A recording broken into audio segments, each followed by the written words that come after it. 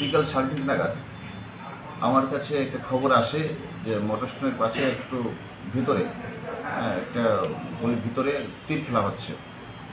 সেই খবরের ভিত্তিতে আমি আমার থানার inspector Ajit Chakma, sub inspector Dilip Das, AS Ananda Barma এবং থানার অন্যান্য স্টাফ এবং টিএসএ স্টাফ নিয়ে আমরা ঝটপট দুটো ভাগের টিম হয়ে দুদিকে সামনের দিকে এবং পেছনের দিকে ওদেরকে ঘেরাও করেছি এবং ওইখানে রেড করেছি। রেড করে তাদেরকে আমরা ঠিক পেয়েছি, তারা কিছুজন স্লিপ নিয়ে তীর খেলছে। তো এর মধ্যে টোটালকে আমরা 5 জনকে ওখানে ডিটেন করেছি। তাদেরকে আমরা গ্যাম্বলিং অ্যাক্টে অ্যারেস্ট করেছি এবং তাদের কাছ থেকে টোটালি 3,260 টাকা যে গ্যাম্বলিং মানি ওটা সিজ করেছি, ওদেরকে নিয়ে এসেছি। তো যেখানেই আমরা এরকম ধরনের খবর পাবো, গ্যাম্বলিং হচ্ছে বা কোনো নেশা অভিযোগ নেশার কোনো চলছে, সেখানে আমরা রীতিমতো আমরা সিরিয়াস অ্যাকশন নেব, যাতে একটা স্বচ্ছ সুন্দর একটা পরিবেশ তৈরি হয়। এরকম অভিযান কি আগামী দিনে আরও থাকবে?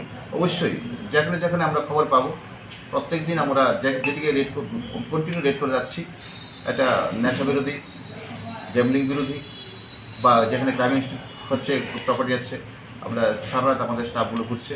আমরা একদম টোটালি সজাগ। আমি জয়েন করার পর চতুর্থ দিকে আমরা এরকম রেড করছি। এগুলি অবশ্যই করতে হবে, যেটা অবশ্যই আছে। আমরা 3টে ভাগে আছি। প্রথম বেলা একটা 3 দিকে একটা ডিউটি করছে। ইভিনিং টাইমে আমরা প্রত্যেকদিন রেড করছি, বিভিন্ন দিকে রেড করছি, নেশা বিরোধী করছি। রাতের বেলা আমাদের বাইক মোবাইল, বিট মোবাইল বেরোচ্ছে এবং ভেহিকেলের মোবাইল করছে, আমরা করছি। কলেজটা থেকে কলেজ স্ট্রিটের আউটপোস্টের টিম করছে, মহারাজগঞ্জ বাজারের টিম করছে, চতুর্দিকে করছি, যাতে আমরা রাত্রেবেলায় ক্রাইম প্রপার্টি খুব হচ্ছে, বহুদিন ধরে হচ্ছে, চলছে, এটাকে কী করে এর থেকে করতে পারি, সপ্তাহে আমরা নেওয়ার চেষ্টা করছি।